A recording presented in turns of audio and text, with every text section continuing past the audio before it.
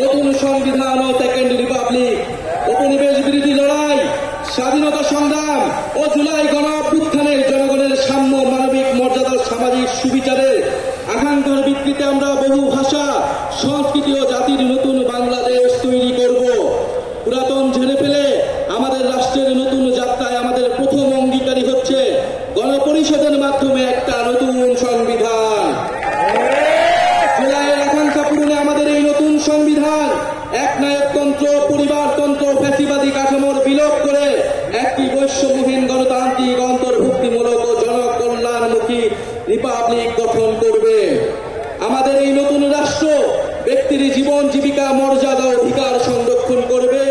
এই নতুন সংবিধান আমাদের রাষ্ট্রের আইন, বিচার ও নির্বাহী বিভাগের মধ্যে ক্ষমতার সুনির্দিষ্ট বিভাজন ও ভারসাম্য নিশ্চিত করবে।